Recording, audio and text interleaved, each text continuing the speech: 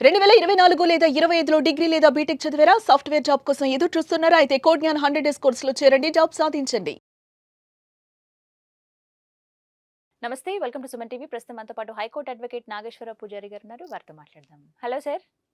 Supreme court ఇచ్చినటువంటి సంచలన తీర్పు గురించి తెలిసిందే. డివోర్స్‌కి సంబంధించి ప్రక్రియ ఏదైతే ఉంటుందో ఇంకా సులభతరం చేశారు. చాలా తక్కువ రోజుల వ్యవధిలోనే డివోర్స్ వచ్చే ఛాన్సెస్ ఉన్నాయి అని చెప్పారు. ఒకసారి దీని గురించి పూర్తి వివరాలు చెప్పండి సార్. ఆ తీర్పు దేనికి సంబంధించి ఎలా ఇచ్చారు? జనరల్‌గా ప్రొవిజన్ ఏముంది అంటే సుప్రీం కోర్ట్‌లో వచ్చేసి అంటే జనరల్‌గా మనకు చట్టంలో ఉన్న ప్రొవిజన్ ఏందంటే ఎవరన్నా మ్యూచువల్ డైవర్స్ ఈ తీర్పు అనేది చాలా మంది కన్‌ఫ్యూజ్ అయిపోతున్నారు. ఏందంటే అర్థం కాలేదు కూడా. డైవర్స్ 15 రోజుల్లో వస్తదంట కదా! డైవర్స్ 15 రోజుల్లో వస్తదంట కదా! ఆ! అని చెప్పి ఒకటే కాల్స్ చేస్తారు.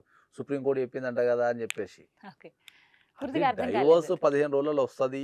లేకపోతే డైవోర్స్ ఒక 15 డేస్‌లో ఇవ్వాలా అనేది మ్యూచువల్ డైవోర్స్‌కి సంబంధించిన ఇష్యూనే ఇది. హ్మ్. మ్యూచువల్ డైవోర్స్ అంటే ఏంది? ఇద్దరు వ్యక్తులు కోర్ట్‌కెళ్ళి అయ్యా మాకు డైవోర్స్ కావాలని అప్లై చేసుకోవడానికి మనం మ్యూచువల్ డైవోర్స్ అంటాం. హ్మ్. ఓకే. ఇద్దరు అట్లా యాక్సెప్ట్ ఎవరన్నా అప్లై చేసుకున్నప్పుడు వాళ్ళని ఇబ్బంది పెట్టకుండా హ్మ్. వాళ్ళు కలిసి ఉండే అవకాశం లేదు అని మీరు ఫీల్ అయితే మీరు డైవోర్స్ ఇచ్చేసేయండి అనేది దాని సారాంశం సింపుల్‌గా. Okay. Only 6 months mutual divorce only mutual కొట్టుకున్నోళ్ళే. డైవోర్సే. హ్మ్. 6 మంత్స్ వరకు మనకు వెయిటింగ్ పీరియడ్ ఉంటది. ఎప్పుడైనా ఒకసారి డైవోర్స్ అప్లై చేసుకుంటే మనకు 6 మంత్స్ తర్వాత డేట్ ఇస్తారు. ఆ డేట్ రోజు పోతే డైవోర్స్ ఇస్తారు. హుహు. ఆ 6 మంత్స్ వరకు వెయిట్ చేయకుండా ఉండటానికి హ్మ్. ఎవరన్నా మ్యూచువల్ డైవోర్స్ గనుక అప్లై చేసేసుకుంటే హ్మ్. వాళ్ళకి మీరు డైవోర్స్ వాళ్ళు కలిసే అవకాశం లేదు అని గనక మీరు ఫీల్ అయితే డైవోర్స్ ఇచ్చేయమని చెప్తున్నారు. ఓకే. ఎందుకు అది 6 మంత్స్ టైం ఆ వేస్ట్ పీరియడ్‌ని కదా! వేవ్ ఆఫ్ చేయమంటారు. దాన్ని కూలింగ్ పీరియడ్ అంటాం. అంటే 6 మంత్స్ ఓకే. కూలింగ్ పీరియడ్‌ని వేవ్ ఆఫ్ చేయమంటారు వాళ్ళు. హ్మ్. అంటే తీసేసి డైవోర్స్ ఇచ్చేసేయని అని చెప్తున్నారు. హ్మ్. సో, దానికి అందరూ కన్‌ఫ్యూజ్ అయిపోయి మాకు నార్మల్ ఎక్కువ వాళ్ళు కాల్స్ ఏందంటే కూడా సార్ అది 15 రోజుల్లో వస్తదంట కదా! సుప్రీం కోర్ట్ ఇచ్చిందంట కదా! అంటే అక్కడ వీళ్ళు రాయటం కూడా హెడ్‌లైన్స్ ఏంది అంటే సుప్రీం కోర్ట్‌కు 15 రోజుల్లో డైవోర్స్ ఇయ్యొచ్చు వివాహాల అన్నారు. రద్దు అంతే. అది విషయం. మ్యూచువల్ డైవోర్స్ అని ఒకటి యాడ్ చేస్తే అర్థమైపోతుంది. హ్మ్. సో, దాన్ని అర్థం చేసుకోకుండా చెప్తున్నారు. సరే ఇక్కడ ఈ మ్యూచువల్ డైవర్స్‌కైనా పెళ్లైన ఎన్ని రోజులకి వెళ్ళొచ్చు? దీనికి కాల పరిమితి ఉంటుందా? దీంట్లో కూడా మళ్ళీ ఇంకో బ్యూటిఫుల్ విషయం ఉంది. హ్మ్. అందరికీ తెలియని ఒక విషయం ఏంది అంటే, ఇది ఇంతకుముందు నేను చాలా సార్లు చెప్పినా, ఆ! మళ్ళొకసారి చెప్తున్నా ఏందంటే, ఒక్కసారి పెళ్ళైన తర్వాత డైవోర్స్ అనేది ఏ డైవోర్స్ అయినా సరే, ఎక్సెప్ట్ అనల్మెంట్ ఆఫ్ మ్యారేజ్ తప్ప. అంటే హ్మ్. మ్యారేజ్‌ని రద్దు చేయండి అని తప్ప, హ్మ్. మిగతా ఏ డైవోర్స్ అయినా సరే, అంటే మ్యూచువల్ డైవోర్స్ కావచ్చు, కంటెస్టెడ్ డైవోర్స్ కావచ్చు, ఏ డైవోర్స్ అయినా కూడా ఓకే. 1 ఇయర్ తర్వాత ఎయ్యాలి అని రాసుంటది చట్టాల్లో. హుహు. అంటే 1 ఇయర్ వరకు ఆగాల. కంపల్సరీ 1 ఇయర్ ఆగాలి. దాని తర్వాత మీరు డైవోర్స్ చేసుకోవచ్చు అనేది చట్టంలో ప్రొవిజన్. ఓకే. కానీ మళ్ళా అప్పటి వరకు ఆగలేని పరిస్థితి గనుక ఉంటే ఆ! ఏసుకోవచ్చు. ఓకే. మళ్ళా కానీ ఆగలేని హ్మ్. పరిస్థితి ఉంటే ఏసుకోవచ్చు. హ్మ్. ఇంకొక లూప్ ఇక హోల్. మరి దానికి దీనికి ఏంది సంబంధం సార్ అన్నామనుకో, ఆ! ఒక ఇద్దరు వ్యక్తులు గొడవలై కలిసి ఉండలేని పరిస్థితి ఉందనుకుందాం. ఓకే. దాన్ని కోర్టు సీరియస్‌గా తీసుకోదు. వెయిట్ చేయి 1 ఇయర్ మారతారేమో. హ్మ్. ఆ 1 ఇయర్ అనే పీరియడ్ ఎందుకు పెట్టిండ్రంటే ఇద్దరు వ్యక్తులకు యాహ్! కొత్తగా పెళ్ళైన తర్వాత ఏముంది ఒకళ్ళనొకళ్ళు అర్థం చేసుకోవడానికి, ఆ టైం. కుటుంబ పరిస్థితులు అర్థం చేసుకోవడానికి, అలవాట్లు అర్థం చేసుకోవడానికి కొద్దిగా టైం పడతది. ఒక వ్యక్తి ఒక ప్లేస్ నుంచి ఇంకో ప్లేస్‌కి పక్కన పోగానే అక్కడ ఇమ్మీడియేట్‌లీ ఇమడలేడు. హ్మ్. అది ఎవరైనా సరే. అవును. కాబట్టి దానికి టైం పడతది కాబట్టి ఆ 1 ఇయర్ పీరియడ్ అనేది పెట్టిండ్రు. హ్మ్. జనరల్ గొడవలుండి కొట్లాడుకొని, తిట్టుకొని అయి అడ్డమైన గొడవలుంటే కోర్ట్ తీసుకోదు. హ్మ్. ఈ కానీ అనేది ఉన్నది గదా! యాహ్! ఆ స్పెషల్ ఒకేషన్స్ ఆ! అన్నట్టు. అంటే సంవత్సరం దాకా స ఆగొచ్చు. స రపక్కన అమ్మాయికి పిచ్చుందని తెలిసింది మనకు. ఆ! ఇప్పుడు ఆ పిచ్చున్న అమ్మాయితోని మనం సంసారం కూడలేం గదా! సారీ. అట్లా. లేకపోతే అబ్బాయికి పిచ్చి ఉండొచ్చు. సారీ. లేకపోతే ఏమైనా రోగాలు ఉండొచ్చు. హ్మ్. సైకిక్ బిహేవియర్ ఉండొచ్చు. చూస్తున్నాం పెళ్లైన లేకపోతే తెల్లారే లేకపోతే ఎలాంటి ఏమన్నా అక్రమ పరిస్థితులున్నాయో. సంబంధాలు ఉండొచ్చు. హ్మ్.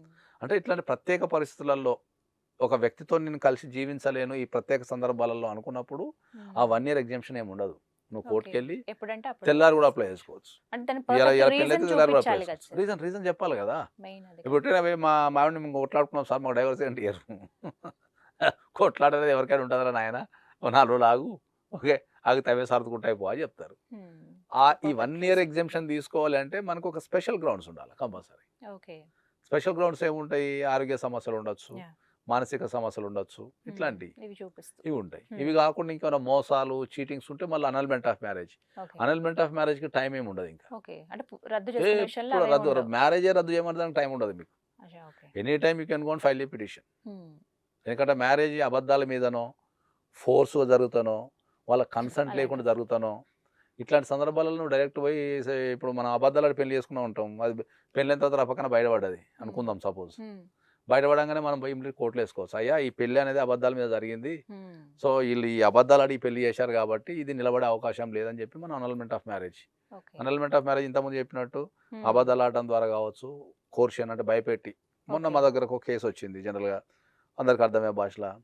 ఆ అమ్మాయిని వాడు బాగా ఫోర్స్ చేసి, ప్రేమిస్తున్నాను ఎంబడి పడి ఫోర్స్ చేసి, నువ్వు నన్ను చేసుకోకపోతే నిన్ను చంపేస్తా, లేకపోతే మీ ఇంట్లో చంపేస్తా, పొడి చేస్తా, నరికేస్తా అని చెప్పి బాగా ప్రలోభ పెట్టిన అమ్మాయిని. ఆ అమ్మాయికి అసలు ఇంట్రెస్ట్ లేదు మ్యారేజ్ అనేది జనరల్‌గా. ఓకే. కానీ ఏంది, అరే వీడిని పెళ్లి చేసుకోకపోతే వీడు అనవసరం నన్ను చంపేస్తాడు, వాళ్ళని చంపేస్తాడు అని భయం కొద్దీ పెళ్లి చేసుకుంది. ఓహ్ గాడ్. పెళ్లి చేసుకున్న తర్వాత ఇక అటు ఇటు తెలిసి అంటే ఇందులో తెలిసింది. అప్పుడు అందరు కలిసి కౌన్సిలింగ్ ఇచ్చి ఏమైంది వాట్ ఈస్ దిస్ అంటే, ఇప్పుడు నేను చేసుకోకపోతే చంపేస్తాను అని చేసుకున్నా. మిమ్మల్ని చంపేస్తాను, నన్ను చంపేస్తాను, నాకు భయం అయింది, ఏం చేయాలో అర్థం కాలే. సరే కడతాను కదా, తాళి కడతానని చేసుకున్నాను. సో ఈ మ్యారేజ్ని ఏమంటాం మనం, కోర్షన్ అంటాం.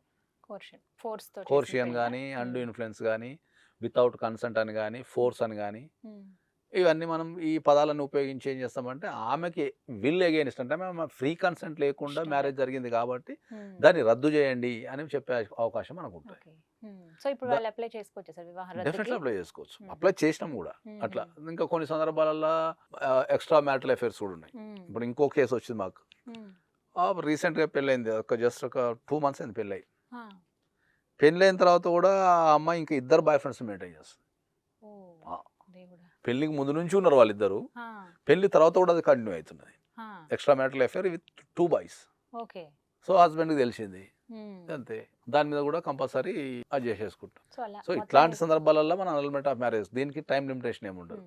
ఇక మిగతా ఎక్సెప్ట్ ప్రత్యేక పరిస్థితులు అనుకుంటే మళ్ళీ దానికి మనం డైవర్స్ వేసుకోవచ్చు.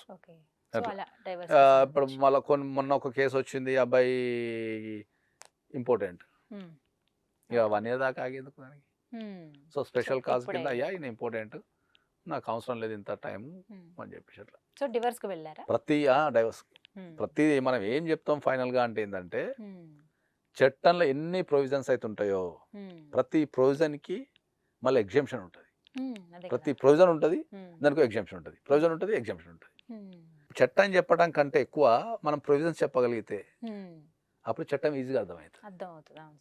ఎందుకంటే అందరు చట్టాన్ని చెప్తారు. ఎందుకంటే నాకు రెగ్యులర్గా రోజుకు ఈ క్వశ్చన్స్, రోజుకు ఒక 50-60 క్వశ్చన్స్, ఒక రిపీటెడ్ క్వశ్చన్స్ రోజు వస్తుంటాయి అన్నట్టు. 1 year వరకు ఆగాలంట కదా సార్ అంటారు. మరి అది పిచ్చిది కదా నాయన, నేను రాత్రి చంపేస్తే ఏం చేస్తావు అంటే, ఉంటుంది సార్ ఏమంటే 1 year ఆగమన్నారు కదా అంటాడు. ఆగే ప్రయోజనం ఏం లేదు. You can go and file a petition, divorce petition. ఇంకొక అవకాశం కూడా ఉందని తెలియదు చాలా మంది. అది ఈ పైదే ఇంటర్. ఇంకా ఇప్పుడు మనము చట్టం చదవటం అంటే ఏంది, జనరల్ అందరికి అర్థమయ్యే భాషలు చెప్తానండి. చట్టం చదవటం అంటే అడ్వర్టైజ్మెంట్ చూడటం లాంటిది. అప్ టు 50% డిస్కౌంట్ అంటాడు, పైన ఒక స్టార్ మార్క్ పెడతాడు. ఈ 50% డిస్కౌంట్ ఇంత పెద్దగా ఉంటుంది, ఆ స్టార్ మార్క్ ఎవరు కనిపించదు. మన దృష్టి అంతా 50% మిన్నే ఉంటుంది, కండిషన్స్ అప్లై అనేది చూడరు. సో చట్టం కూడా అంతే. మనం పైన చదివేది ఒకటి ఉంటుంది, జనరల్ చదువుకుంటూ పోయేది ఒకటి ఉంటుంది. ఆ చదవటం కనుక బిహైండ్ ద రీజన్స్, దాని రీజన్ ఏముంటుంది, దాని ఎగ్జామ్షన్ ఏముంటుంది, వేరే ఉంటుంది. ఆ రీజన్స్ ఎగ్జామ్షన్స్కి ఎవరికైతే అర్థమవుతాయో వానికి చట్టం కథ నాకు అర్థమవుతుంది. లేదంటే ఆ చట్టం ప్లేన్ చదువుకుంటా పోతే ఎవరికి అర్థం కాదు. ఎందుకంటే సంవత్సరం వరకు ఆగాల్సిన అవసరం అయితే లేదు. డైవర్స్ విషయంలో కానీ, అనల్మెంట్ మ్యారేజ్ విషయంలో కానీ స్పెషల్ ప్రొవిజన్స్ కింద మీరు 1 year వరకు ఆగాల్సిన అవసరం లేదు. మ్యారేజ్ అయిన తెల్లారి కూడా మీరు వేసుకోవచ్చు. ఎందుకంటే ఒక కేసు నేను చేసిన, మ్యారేజ్ అయిన తెల్లారి వేసి వితిన్ 1 yearలో డైవర్స్ తెచ్చినాం. 1 year అయితే పడుతుందా సార్? మ్యారేజ్ అయిన తెల్లారి డైవర్స్ వేసినాం. తెల్లారి వేశారు, ఆ తర్వాత కూలింగ్ పీరియడ్ ఉండదా సార్? ఇంతే మనం మాట్లాడేది అదే కదా, దేని లేదని చెప్తున్నా. దేనికి చెప్పండి, ఆమెకు పిట్స్, రాత్రి మొత్తం కొట్టుకుంటూనే ఉంటుంది బెడ్ మీద. ఆమెకి ఏమైనా సెక్సువల్ థాట్స్ వచ్చి, లేకపోతే ఎవరైనా మొగుడు దగ్గరకు వస్తున్నారంటే ఫిట్స్ వచ్చి మొత్తం బిగపోతుంటుంది ఆమె బాగా విపరీతంగా. పొద్దుల పెళ్ళి, సాయంత్రం రాత్రి ఫస్ట్ నైట్, ఆ తెల్లారి కోర్టులో డైవర్స్. ఆ అమ్మాయి డాక్టర్ దగ్గరకు తీసుకెళ్తే వాడు ఎప్పటి నుంచో 15 సంవత్సరాలు ట్రీట్మెంట్ చేస్తుండట. ఆ అమ్మాయికి చెప్పకుండా పెళ్లి చేశారు. పెళ్ళి ఏమనుకున్నారంటే పెళ్ళి అయితే సెట్ అయిపోతుంది, ఈమె మొగుడిని చూడంగానే ఫిట్స్ వస్తుంది అంటే, ఆ సెక్షువల్ ఫీలింగ్స్ ఎప్పుడైతే రాగానే ఈమెకి వస్తుంది అనే ఫీలింగ్ కదా. మొగుడు అయితే కొద్దిగా దగ్గర ఉంటాడు, సరే పెళ్ళైందనే ఊహ ఉంటుంది, వేరే అబ్బాయిని చూసి అట్లా కానీ వీళ్ళు ఏదో ఊహించుకొని చేసేసారు. ఇప్పుడు ప్రతిరోజు రాత్రి ఫిట్స్ వచ్చే అమ్మాయితో వాడు కాపురం ఏం చేస్తాడు? సో ప్రొవిజన్స్, ప్రతి దానికి ఒక చట్టం, ప్రొవిజన్స్, రీజన్స్ ఉంటాయి. సో సంవత్సరం దాకా ఆగాల్సిన అవసరం లేదంటారు. రైట్ సార్, థ్యాంక్ యూ అండి.